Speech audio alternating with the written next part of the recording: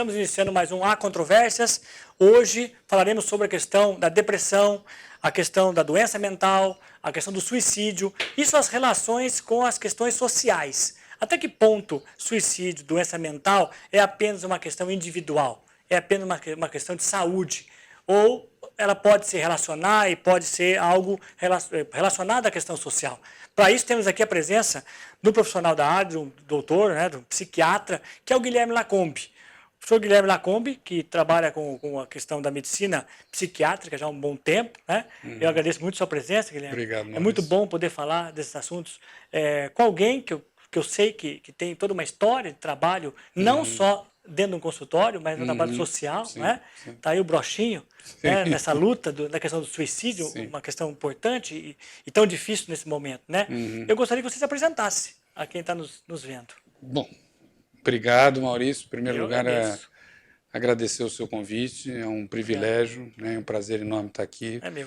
Podendo falar dessas questões que são questões que afetam a todos nós, podem afetar qualquer indivíduo da sociedade, independente de cor, de religião, de classe social.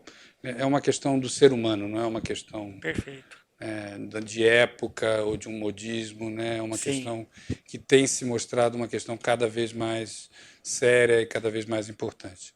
Bom, eu me chamo Guilherme Lacombe, eu sou médico formado na Universidade Federal do Rio de Janeiro, vim para Ourinhos há mais de 20 anos, estou aqui, sou ligado ao Núcleo de Psicanálise de Marília e região, e atendo em consultório particular, mas já atendi no ambulatório público aqui de Ourinhos, trabalhei muitos anos no ambulatório de saúde mental de Ourinhos, trabalhei em Bernardino de Campos, rodei um pouquinho, vim para Ourinhos há 25 anos atrás para trabalhar no Hospital de Saúde Mental, que hoje em dia está fechado.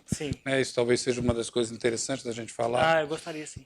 Porque quando eu vim para cá, vim especificamente contratado, eu e minha esposa, para trabalharmos no Hospital de Saúde Mental, que naquela época tinha... Sua esposa também é psiquiatra. Também é psiquiatra. Que naquela época tinha 120 leitos. 120? Hoje não está totalmente extinto, porque, como aconteceu em muitos casos no Brasil inteiro, talvez a gente possa falar um pouco sobre isso também, muitos doentes crônicos foram ficando no hospital, abandonados, foi perdido o contato com as famílias, e eles são moradores de lá. Hoje em dia, eu não sei como é que está essa situação, mas eu sei que restaram alguns desses pacientes lá, que não tem para onde ir. E existe uma política para isso também hoje em dia, que são as residências psiquiátricas. Não sabia. São alugadas casas para que as pessoas possam morar fora dos hospitais, com assistência, obviamente, com cuidados médicos, depende de cada caso, cuidados de enfermagem e tal, mas sem que elas permaneçam internadas no hospital. Enfim, tudo isso corresponde, Maurício, a alguma coisa que vem acontecendo desde a década de 70 no mundo inteiro. Começou na Itália com Franco Basaglia, que foi o primeiro psiquiatra a colocar a questão da luta antimanicomial, do fim dos manicômios. Então, essa luta vem se desenvolvendo desde meados do século passado até hoje. Ourinhos, o fechamento ou a diminuição significativa dos leitos do hospital aqui de Ourinhos tem a ver com tudo isso. Isso se tornou uma política governamental. Os manicômios passaram a ser fechados, substituídos por diversos modelos de atendimento, residências para esses pacientes que não tinham onde morar, atendimento ambulatorial. Hoje em dia, o que se privilegia, acima de tudo, é o atendimento ambulatorial. Internações, hoje em dia, para você internar alguém, é só em último caso. Existem equipes nos CAPs, os chamados Centros de Atenção Psicossocial, que se destinam a tratar dos casos graves e evitar que eles sejam internados. Então, muitas vezes, um atendimento intensivo ambulatorial consegue evitar muitas internações. Você concorda com isso? Absolutamente, concordo. E aquele que não tem, por exemplo, há alguns casos que são difíceis de manter em casa, casos perigosos. Não é? Sim, como é que funciona isso, Guilherme? Para esses casos, por um período o mais curto possível, porque o que acontecia antigamente era isso. Algumas internações eram até justificadas, mas a questão é que os hospitais recebiam do governo pelas diárias de internação. Ah, entendi. Então, interessava aos hospitais que os pacientes ficassem internados o maior tempo possível. Havia uma política de internamento. Era uma política de internação, os hospitais ganhavam com isso. Tá. Né? Hoje em dia, não. Hoje em dia, você tem uma política que é para... Então, você pode internar, há casos em que a internação não tem saída, mas não tem mais esses hospitais. Interna onde hoje? Você interna em... isso não é uma coisa que está absolutamente instituída, não existe completamente institucionalizada no país inteiro, mas está tentando-se caminhar para isso, que é internação em enfermarias psiquiátricas em hospitais gerais. Ah, entendi. Né? Atendimentos intensivos sem internação nos centros de atenção psicossocial. Então, às vezes, você pode evitar uma internação se você dedica, se uma equipe passa a cuidar de um determinado paciente. Entendi. Né? Um médico, um psicólogo, um assistente social, dá por 1 dia, 2 dias e tal, aquilo evita uma crise ou atenua uma crise, você pode mandar. Porque hoje em dia você tem, em termos de medicação, muitos recursos que antigamente demais, né? não existiam. Na década de 50 foram quando começaram a surgir os primeiros psicotrópicos. Né? Hoje você tem uma ampla variedade de medicações para serem usadas. É muito difícil você... Não é impossível, também acontece, mas é muito difícil você chegar numa internação, não ter uma situação em que não tenha mais jeito, em que o único recurso seja internar. Porque, assim, importante, eu acho muito bacana a tua fala e bacana, assim, que eu te conheço e sei, eu te acompanho há bastante tempo, somos amigos, além de, né, de estarmos aqui hoje como entrevistado, porque eu percebo essa tua preocupação social, né? Quer dizer, então, por trás dessa questão, dessa história de internamento, há uma questão social muito triste, né? Quer dizer, há uma questão do abandono, há uma questão do preconceito, né? Quer dizer, o louco é visto como um sujeito perigoso, né? As pessoas, mesmo as famílias, quando surgem casos de doença mental, elas têm medo, né? Elas abandonam muitas vezes os familiares, elas colocam em instituições ou colocavam, né? Hoje em dia isso praticamente não é mais possível, mas elas faziam isso e abandonavam porque elas tinham medo.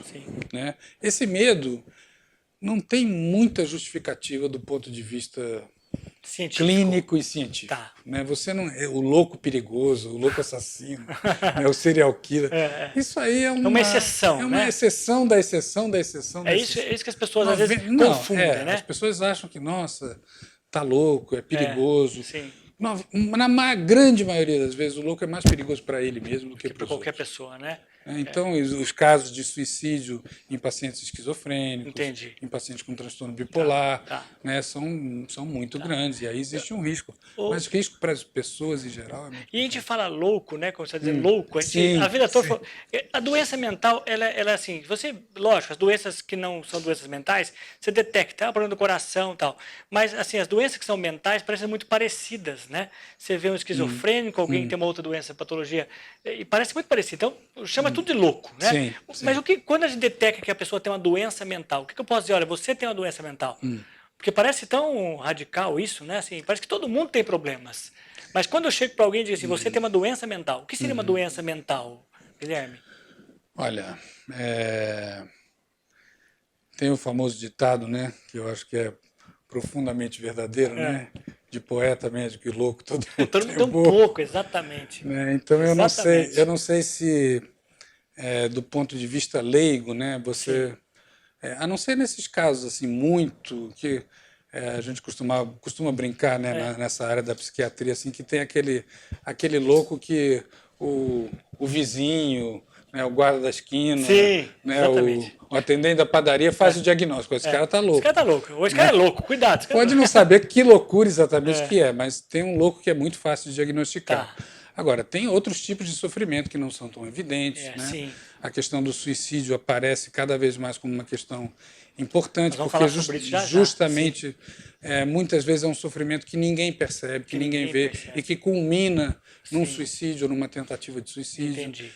Agora, não dá para exigir das pessoas que elas possam fazer diagnósticos de doença mental, mas dá para...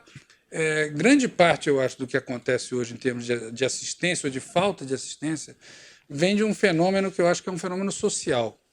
Qual é o fenômeno? É o fenômeno do isolamento. As pessoas estão se distanciando cada vez mais umas das outras. né? Antigamente, bem no início, lá na Idade Média, o louco era parte da sociedade. Sim. O louco circulava nas ruas, o louco era visto às vezes como profeta, como vidente. Às vezes acontece aqui também, né? Às vezes, tem alguns aí Tem que casos, né? chegam até a cargos públicos Sim, e sim, tal. é Então perigoso. são coisas complicadas. É. Mas, enfim, o louco fazia parte do meio social, ele não era excluído. A partir da Idade Média, a partir do iluminismo, com a ideia da razão, Da né? razão, sim. Da prevalência da razão. E do capitalismo, né? E do O Michel capitalismo. Foucault trata, né? A história da loucura. Sim, a isso, história né? da loucura. Tem uma questão de produtividade, né? O louco não é produtivo. Exatamente. Né? Então, começa-se a criar a questão dos asilos, dos hospitais psiquiátricos. O louco começa a ser excluído da sociedade. Até então ele não era.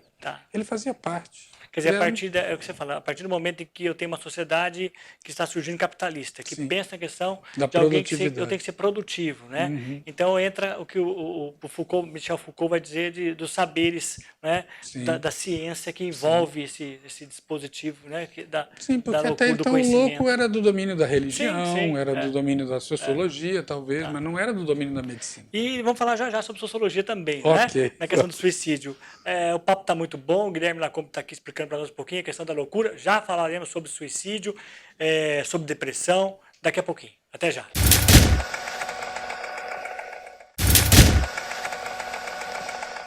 Estamos de volta com a Controvérsias. Hoje recebemos aqui o Dr. Guilherme Lacombe, psiquiatra, que está nos brindando com um papo agradável, interessante sobre a questão da doença mental, do que seria doença mental e suas relações com a questão social. E, já falando sobre isso, Guilherme, a gente percebe que os quadros, ou seja, nós somos a sociedade ou a era mais medicalizada da história humana. Nunca consumimos. Você pega Ourinhos, por exemplo, cada prédio novo que sai, né, é uma farmácia que está pintando por ali. A depressão, a doença mental, tem uma relação com as questões sociais? Sim, sim. Tem havido, né, se você for consultar, depois a gente pode passar os dados exatos, né, os números da Organização Mundial de Saúde, mas tem havido nos últimos 20 anos um aumento importante dos diagnósticos de depressão no mundo inteiro. No mundo depressão inteiro. E doença mental. Não é só aqui no Brasil. Entendi. Mas existe, na minha maneira de ver, está relacionado com questões sociais, né, questões de relacionamento, questões econômicas. Né? É óbvio, né, a gente percebe isso nitidamente que em situações de penúria, né, em situações de... Não é tanto a questão da falta do dinheiro, mas é a questão da falta do amparo social.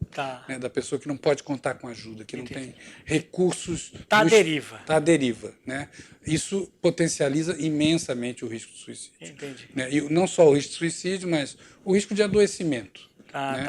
Que eu acho que essa talvez seja uma das grandes questões do mundo moderno, onde a gente está chegando, né, nesse momento com o desenvolvimento, né, do capitalismo no mundo inteiro. Tecnológico, né? Absurdo, né? Nós estamos chegando numa sociedade que é uma sociedade basicamente individualista. Cada um por si. Nós saímos daquelas grandes sociedades que a gente tinha, né, no início do século passado, aquelas famílias imensas, aqueles grandes almoços de domingo, né, aquelas reuniões, eu estava falando aqui antes no Louco da Aldeia, né?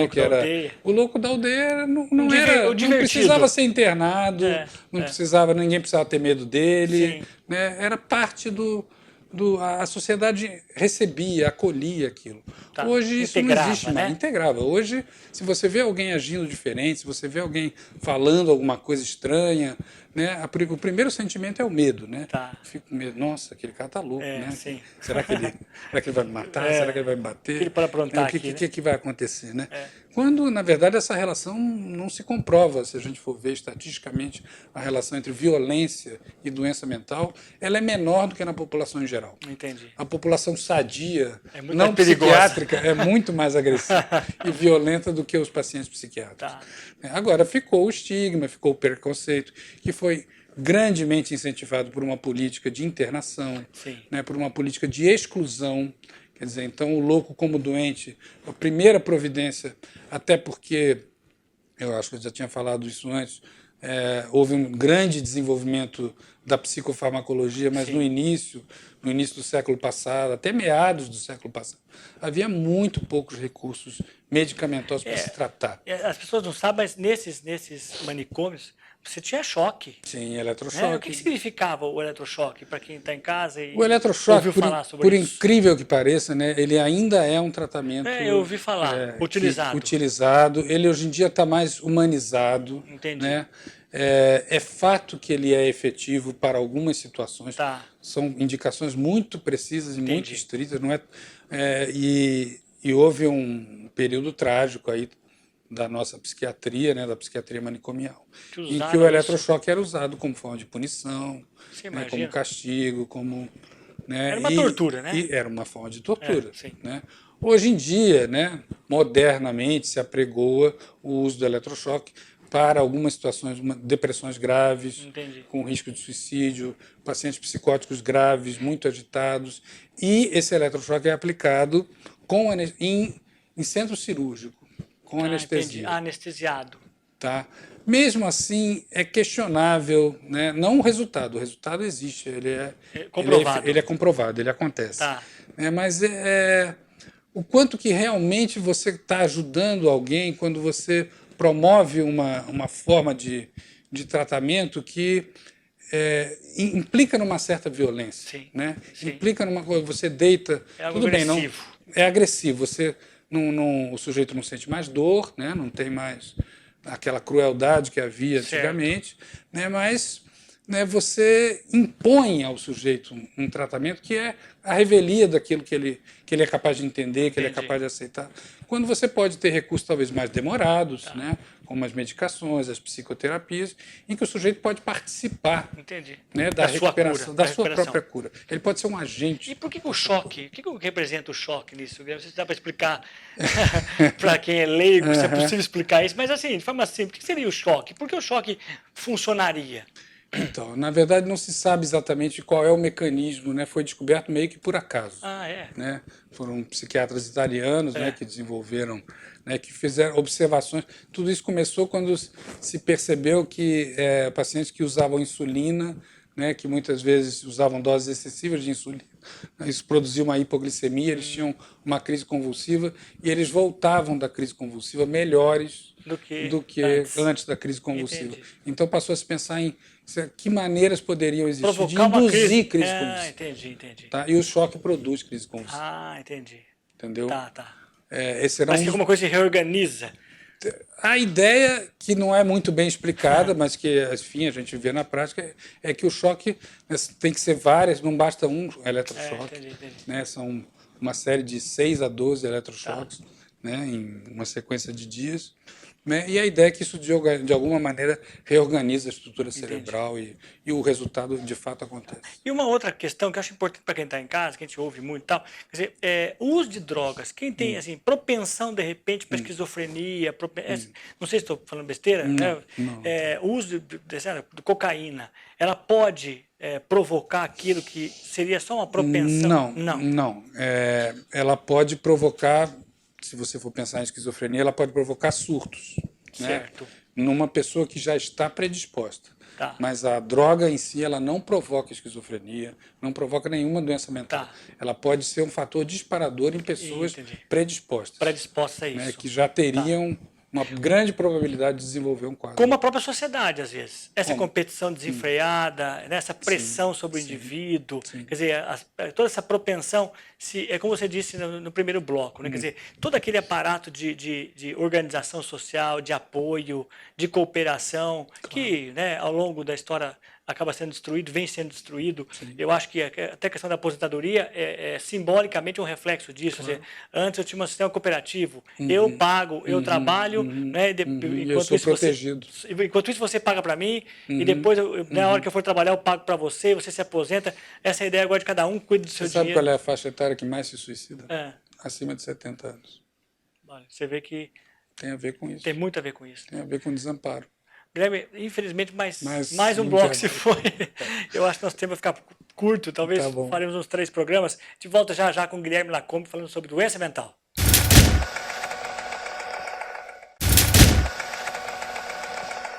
Estamos de volta com A Controvérsias. Hoje recebemos aqui o Dr. Guilherme Lacombe falando sobre doença mental, suicídio, internamentos, Hoje não mais internamento, hoje uma política anti-internamento, e a questão, essas relações da sociedade com as questões mentais. Guilherme, eu estava pensando em falar com você sobre suicídio, mas partindo de uma premissa. Eu, na sociologia, tem um autor chamado Emile Durkheim, e o Durkheim tem um livro chamado O Suicídio, em que ele vai tratar dos vários fatores. Ele não nega que existam fatores que são fatores individuais no suicídio, né? Fatores psicológicos e tal. Mas ele vai dizer que a grande maioria, pelas pesquisas que ele fez, são fatores sociais que geram suicídio. E ele dá vários nomes para isso: suicídio egoísta, suicídio anômico, né? Dá vários nomes. Assim, hoje você percebe que o peso que tem as questões sociais são maiores, ou é maior do que a questão individual no suicídio?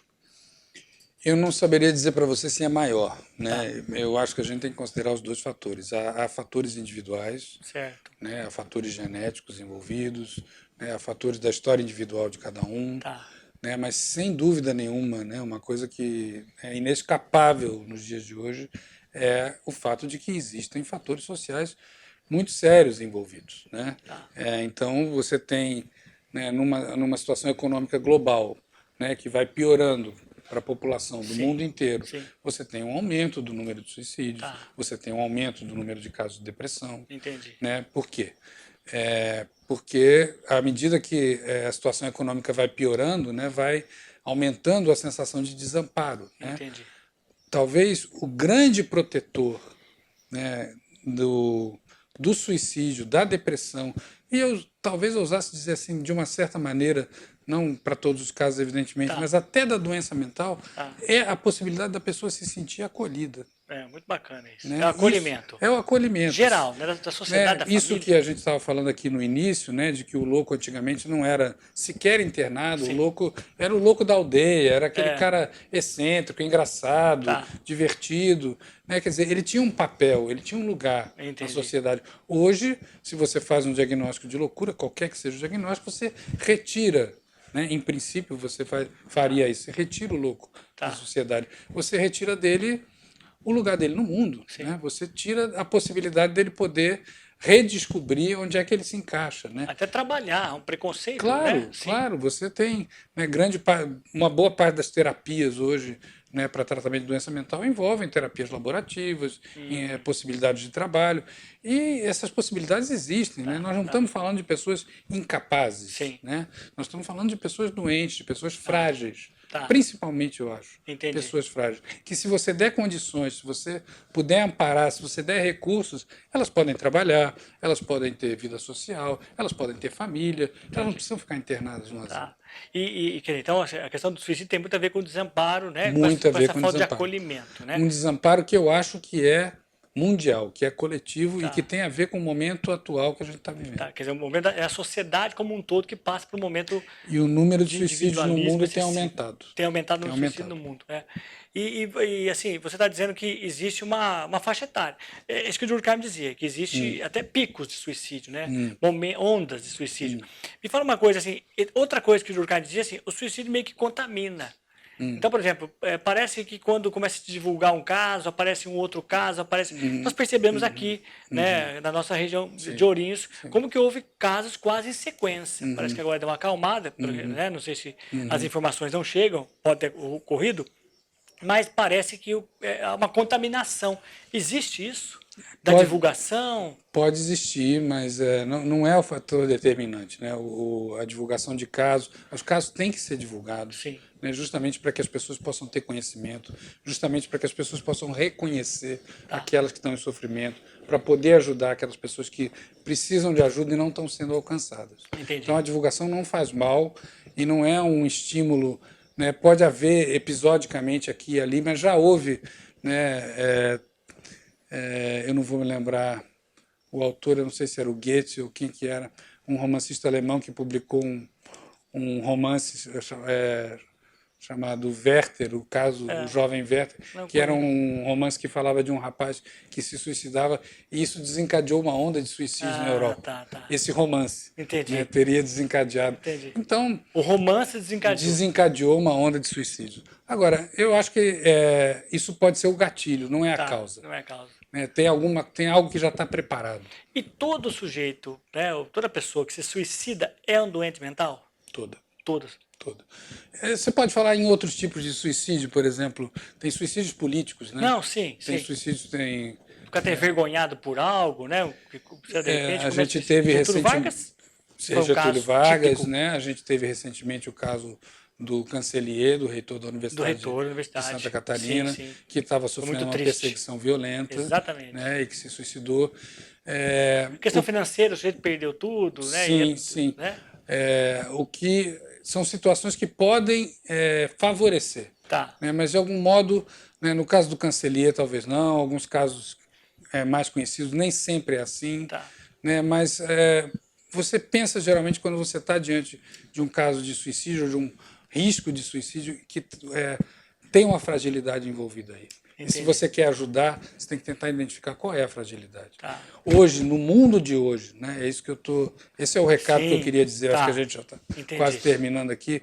No mundo de hoje, talvez a coisa que mais possa funcionar como fator de risco é a solidão, é o isolamento. Né? É essa sociedade que a gente vive que criou células, né? Facebook, Twitter, né? Instagram e tal. Então isso e ninguém conversa com quem está do lado, né? Não, as pessoas só olham para as telas do celular. E não conversam, não. Eu costumo dizer assim que se você não pode dar um abraço, isso não é o que a gente possa chamar de uma amizade. Entendi. Né? Porque amigos do Facebook, né? Não são amigos. Não é amigo, lógico. Você não pode dar um abraço, muitas vezes você nem pode, às vezes tem uma conversa que vai além daquele bate-papo. Não pode tomar um café, não pode ir na casa dele. E Guilherme, me diga uma coisa, né? O nosso tempo está passando, infelizmente, tem muita coisa a perguntar, mas assim, a questão de um país pobre, né? A dificuldade de poder você ter um psiquiatra, você pagar um psiquiatra, um psicólogo, né? As consultas são difíceis.